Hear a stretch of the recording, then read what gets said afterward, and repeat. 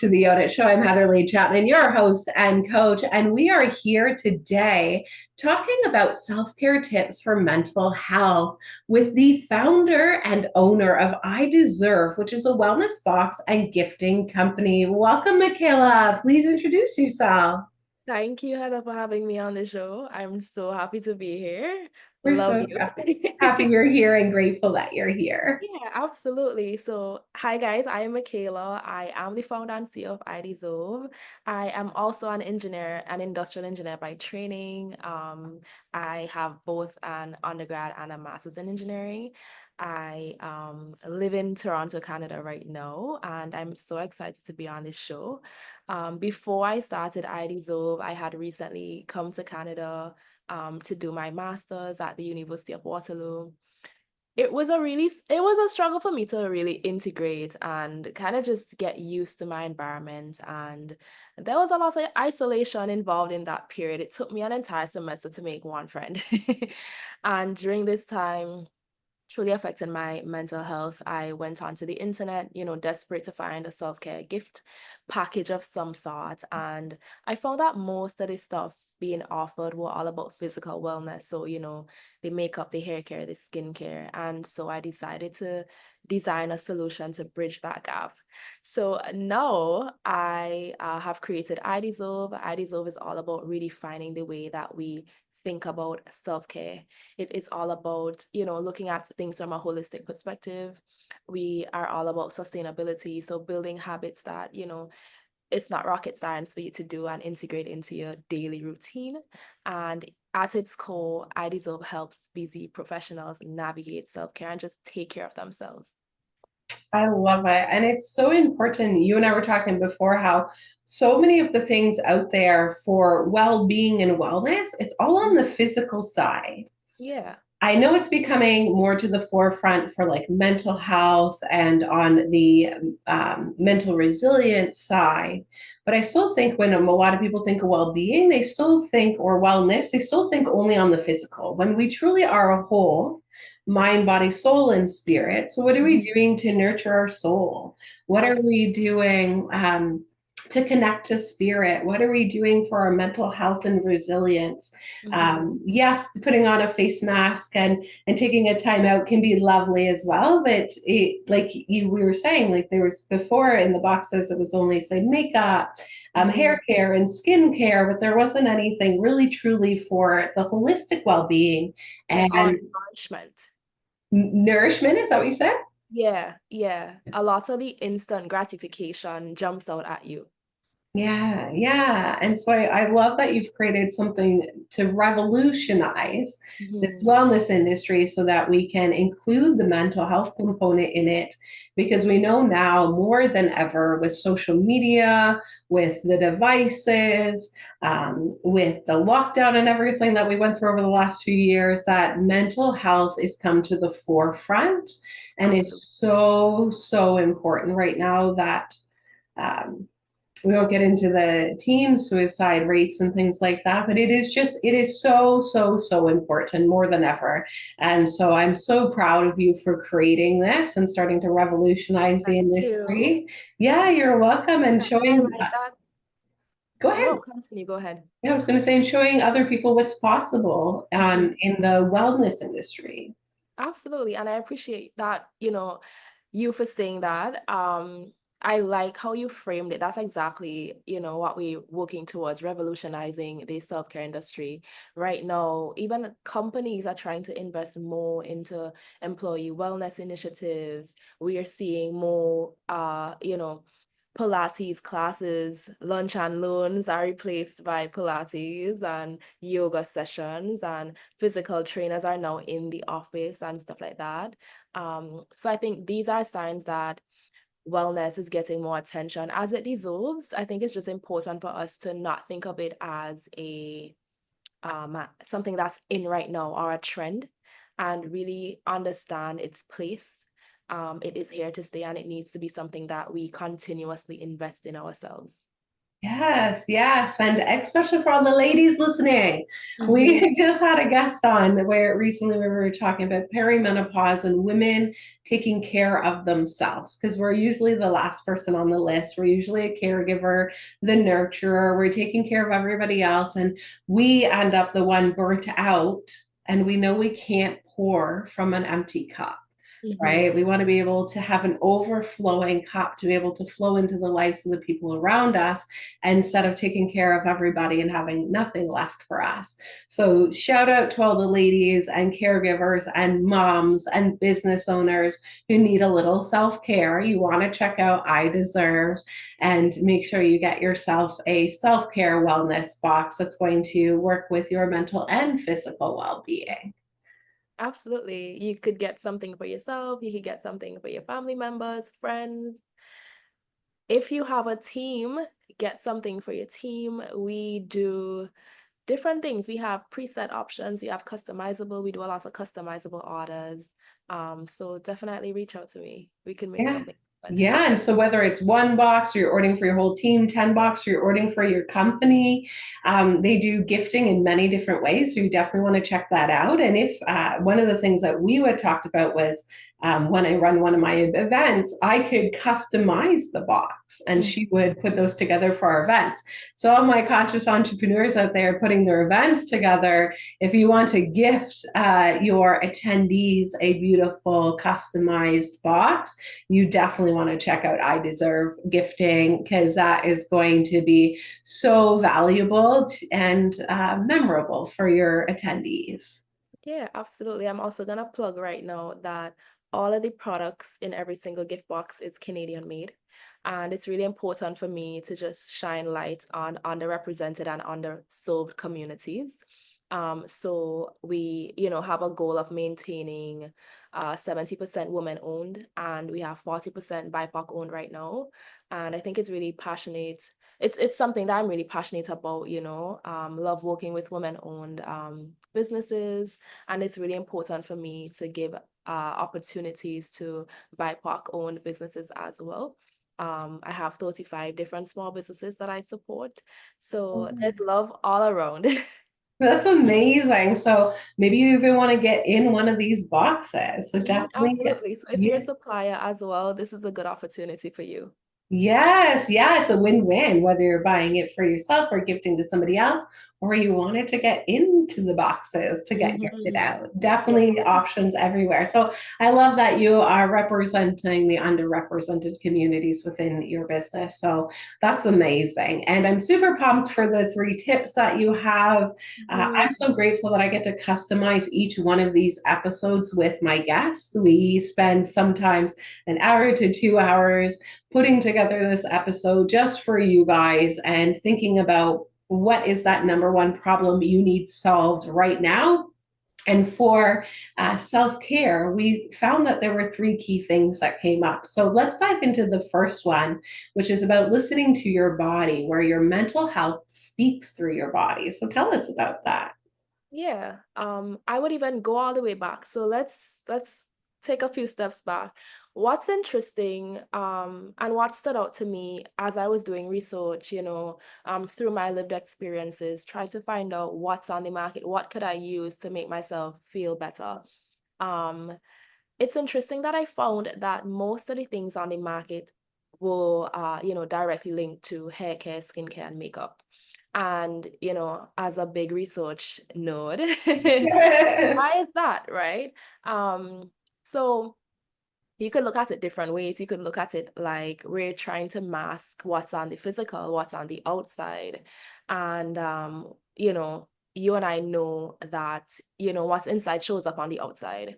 And the best way to deal with it is to dealing with what's on the inside first because it shows up on the outside, and not masking it, but actually trying to deal with what's happening.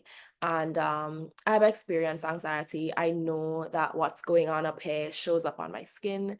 It shows up in the way I feel. There were instances where I would have had digestion issues. And it's because it's because of anxiety. When I'm more relaxed, everything is good, nothing is wrong.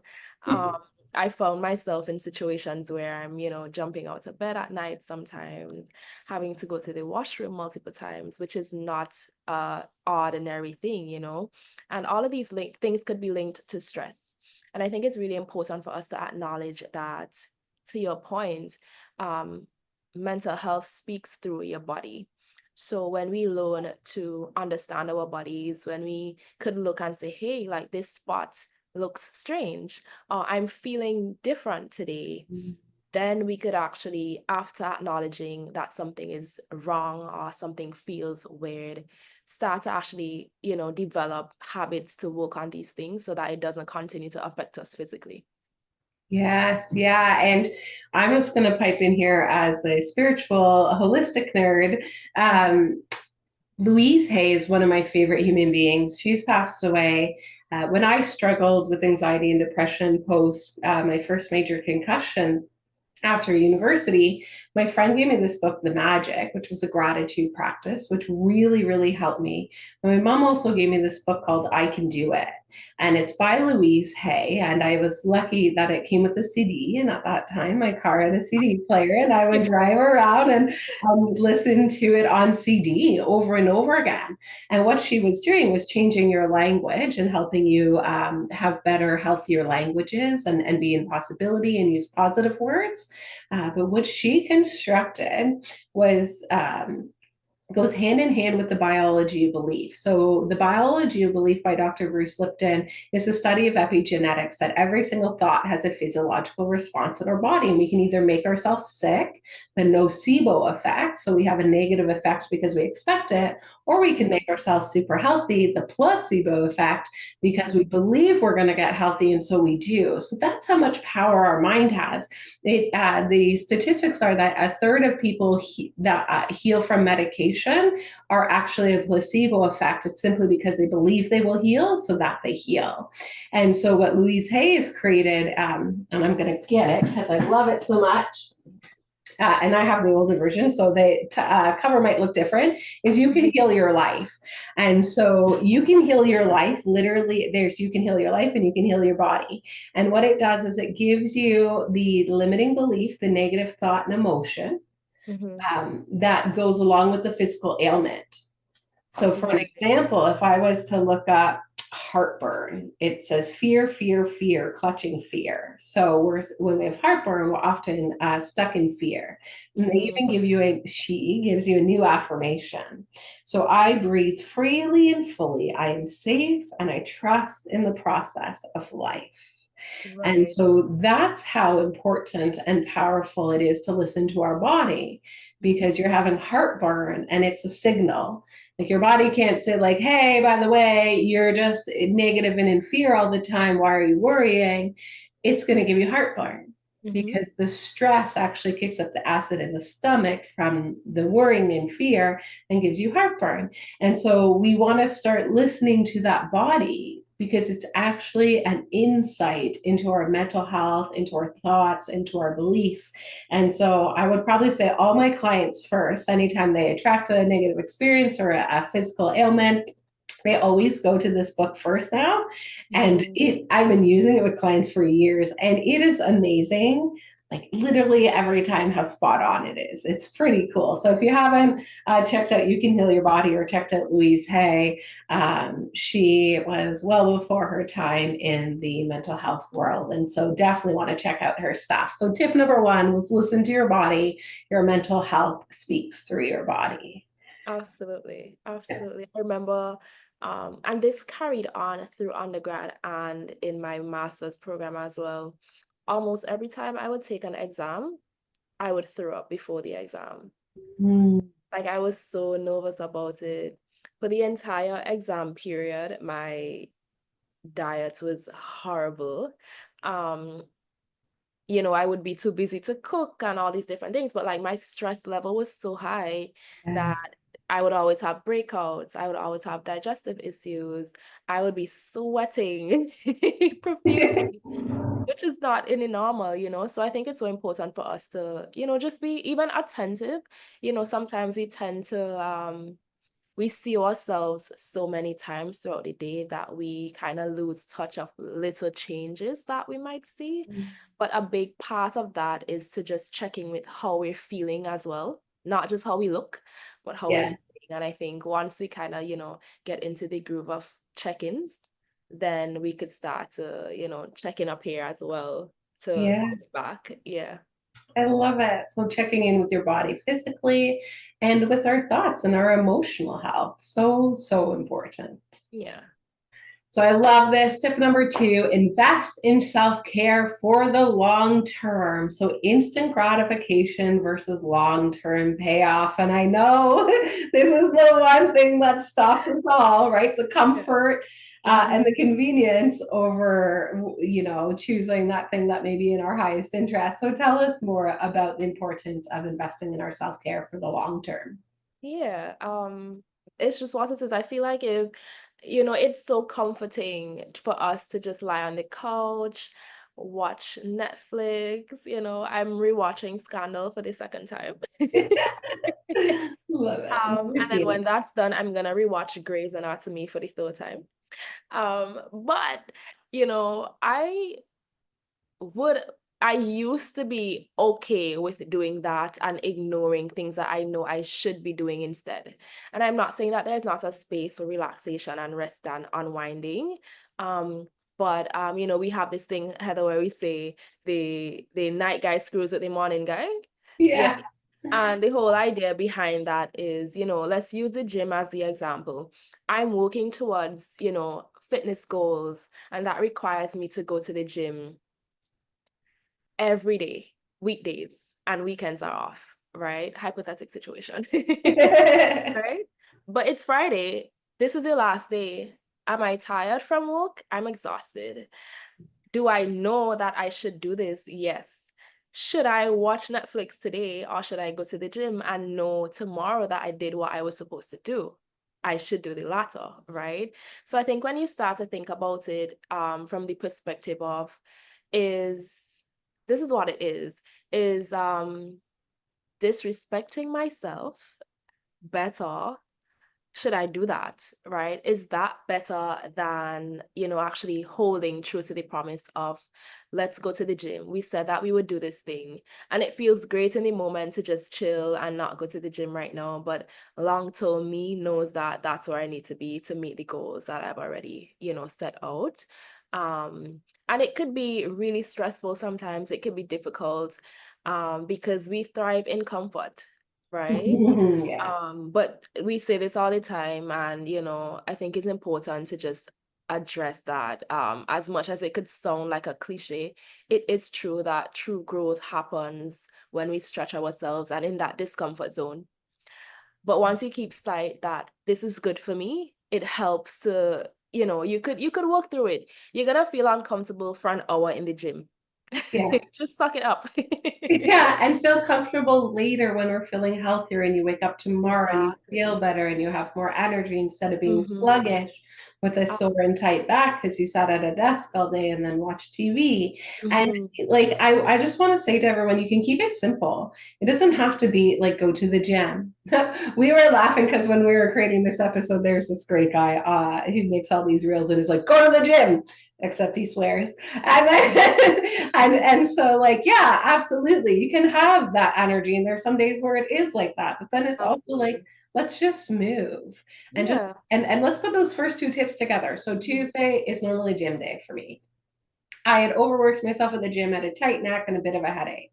So Mhm. instead of doing nothing, I listened to my body, I meditated, and I went for a nature walk, Yes. right? In my Crocs, just a casual, like, I just had my All first that pair of all Crocs. that matters that you got your steps in.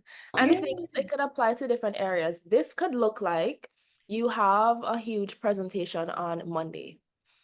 It's Saturday or Sunday, and instead of just, putting off prep for an hour on the weekend, that way you could start off the Monday feeling refreshed. You know exactly what you're going to say in this presentation. You're comfortable, you're ready, everything is great. Lay out the clothes, get your twist out, ready to go, walk in the office feeling good. Instead, you prefer to, have all the fun on the weekend, don't put aside any time for prep and then wait on Monday and then you feel rushed, right? Exactly. It could also look like, we've been talking about investing a lot recently, financial well-being and financial literacy and all the things.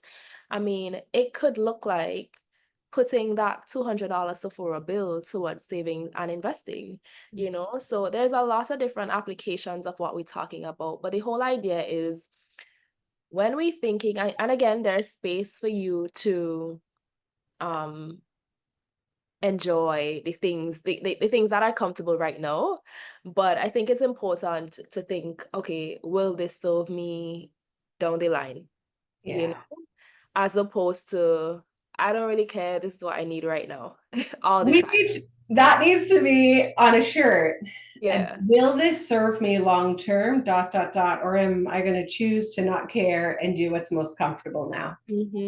Exactly. Yeah, yeah, that's a shirt for sure. That would probably, if that poster was all around the world, or just on t-shirts and people saw it all the time, I bet you they would choose those higher um, return behaviors hmm and choose to be a little uncomfortable now to be more comfortable later versus Yeah, being comfortable now and then being uncomfortable later, right? absolutely. It's the Coming back to the preventative whole, healthcare. coming back to the exactly, right? If you are generally fit, you're active, and again, we're not marketing the gym. We're just saying that's one form, of Yeah. exercise. But if you're generally healthy, if you eat well, typically clean, don't go too easy on the alcohol, forget about the drugs, and, generally speaking, maintain a healthy lifestyle. Like you said, preventative care, you have, a lot less chance of getting sick as opposed to not caring and waiting until something happens to try to correct, that sometimes it's too late. And Yeah. again, health is an obvious and easy thing for us to think about in this in light of what we're sharing right now. But it could be a lot of different things too, right? Like we say, if you fail to, how is it? If you fail to Fail to plan, you plan, you plan to plan to fail. fail. Exactly. Yeah. So that's really it. Yeah, you just gave me an idea too. It was like, why did I have to wait till I had a headache to stretch my neck and meditate? Why wasn't I doing that already more often? Because I've been too busy and prioritizing other things and not as much self care because I've been supporting my family a little bit more. So it's those things, right? Like, why wait to have a migraine to have to meditate and stretch? Mhm. If we did it regularly, the migraine might not come. Yeah, I absolutely. love that. And we get caught up, we get busy. It happens to me too. Like I'm a consultant. I sit all day, right? And a lot of the times I'm not saying I'm perfect at navigating these circumstances either. Sometimes I'm like, oh, I have a half an hour in between calls. Let me just try to like push through some extra data analysis. I should probably stretch. I should probably take a bio break. I should probably drink some water, you know? So I think the whole point that we're trying to get across is try to have these check-ins with yourself, right? Like you're staring at a screen. We talked about this before. I'm staring at a screen all day for work, and then I take a break to go on TikTok. That's another thing. Yeah. Right? I should be looking outside, blinking so I could get some, moisture on my eyes, try to like not have my prescription get worse, you know? Um, so the whole idea is to just have reminders and check in with ourselves more often because things happen, life happens, and I think a whole spill off is like having accountability partners and all these different things. But the whole idea is, like you said, think about you in that short. Will this serve me in the long term? Yes. Yeah. And it's what we do most of the time that counts. Mm-hmm. And just be mindful to pause and check in with yourself. Do your best. In NLP, they say, like, yay, human. Like, we're still human, right? Like, give yourself grace. Yeah. Do our Mm-hmm. best, and that's all we can do. Which really brings us to that next tip about having some self respect and keeping those promises to ourselves. Mm-hmm. So, they kind of go hand in hand, right? We're going to invest in for our long term. Okay, it's choosing those behaviors, and so what now does like that self respect look like when we're making these types of decisions? Mm-hmm. So, we talk a lot about affirmations and all these things. And I think it's one thing to say, I'm gonna do this, you know, um, before we blink twice, it's gonna be the new year and everybody's gonna be buying planners and journals again. Hint, hint, get your boxes from IDZOF for the holiday. But where I'm going with this is that um we could do all the planning and journaling that we want if at the end of the day that we don't have discipline enough to follow through on the things that we said we're going to do, it doesn't matter. Like you could put the sticky note that says I am disciplined and stick it on the mirror when you go into the washroom every day and see it and read I am disciplined. And if you're not disciplined, you're just not disciplined, you know? Like Mhm. we need to hold the promises that we made to ourselves. And this is something that I had to have a talk with myself recently. I have very poor sleep hygiene.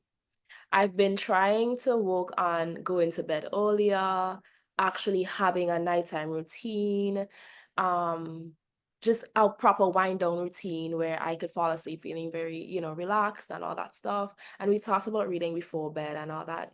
Um, but sometimes I find myself up at like 2 o'clock in the morning and mind you, I'm so upset with myself, right? That's part of the thing. It's like then we make ourselves so bad and wrong, Yeah, and then we feel guilty. So Mhm.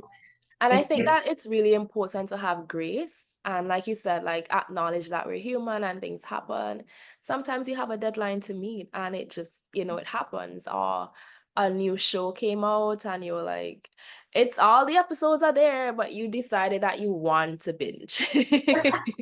gotta watch it all now. Yeah, like Yeah. crazy. But, I think it's important for us to, and we do, I think a lot of the times, for those of us in therapy, hi, hello, we talk about boundaries with other people, like setting boundaries in relationships, right?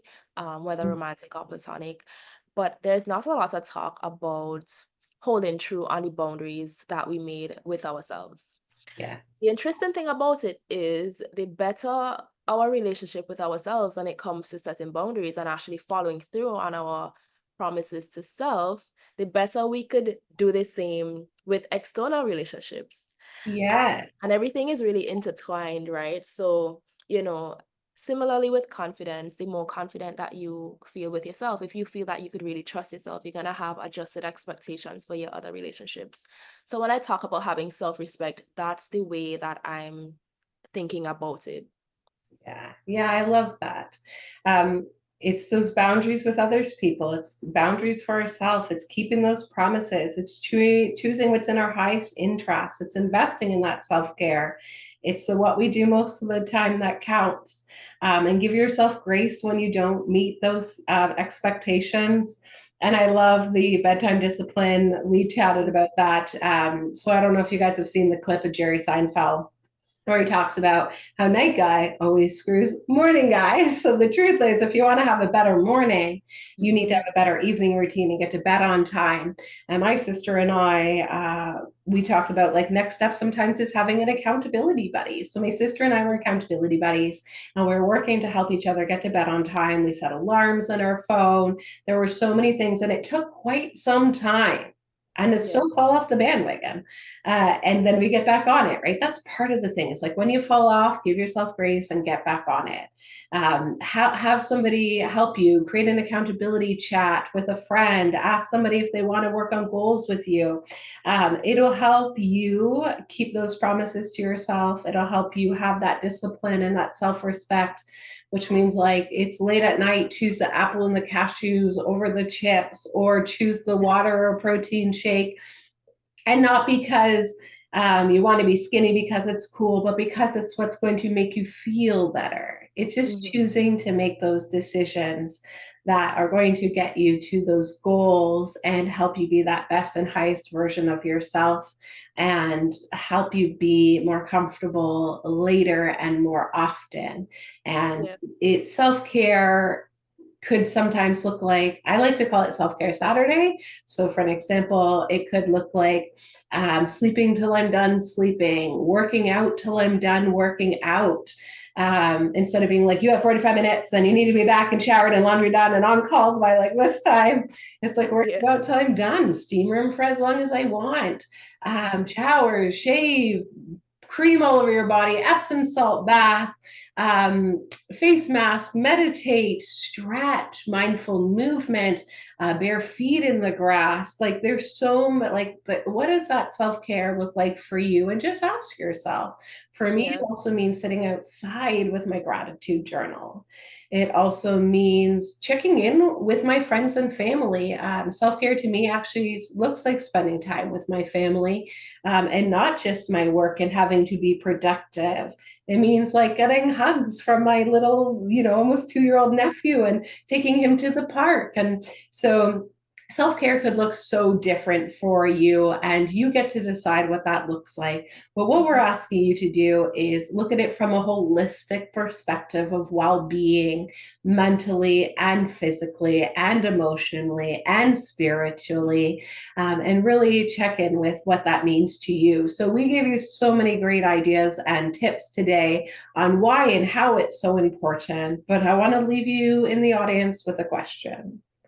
What is one thing you could choose to do today for self care to help fill your cup so it's overflowing? And let us know in the comments below, because we would love to know what you implemented or even just did for today. Absolutely. And if you are looking for some support on what some of those ideas are, we have a free self care challenge. So, Mikhailla, tell us about this gift you have for everybody. Absolutely. So I'm really happy to share with all of you, everybody in the community. I have designed a free 30-day self-care challenge.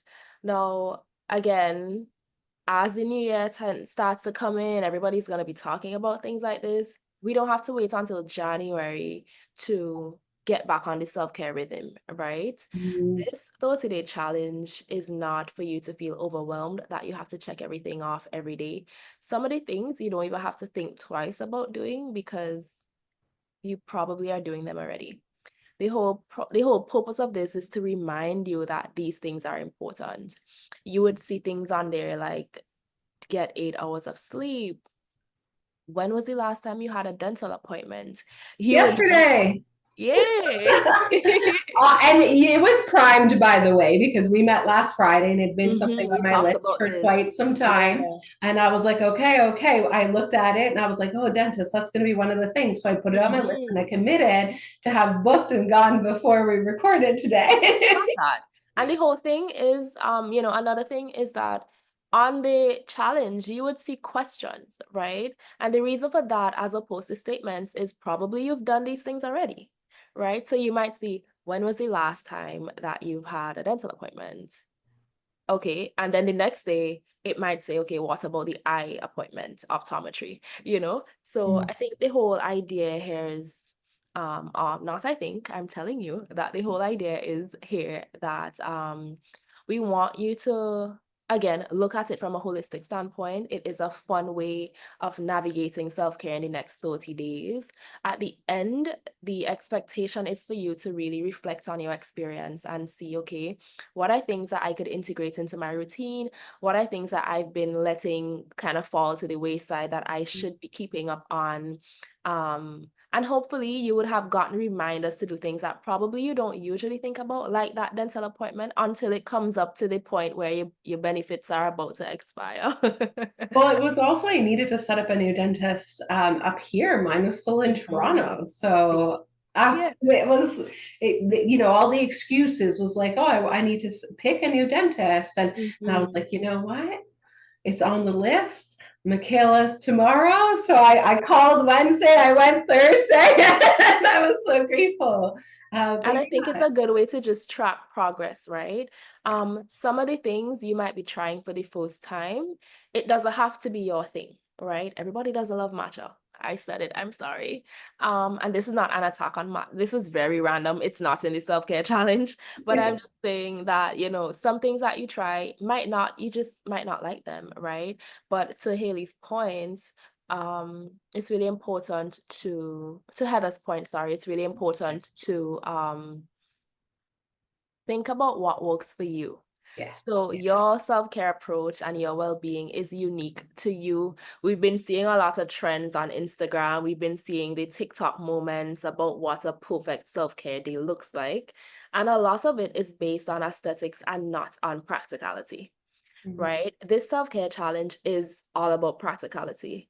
So at the end of it, I am, imploring you to really think about what worked best for you and how you could integrate those things into your routine in a sustainable way that you don't feel overwhelmed. Heather mentioned the self-care day where you basically take everyday shower, everything shower, you do the steam room and you wash your hair and you shave and you do all of it. That just doesn't work for me. It takes like 2 to 3 hours to deal with my hair.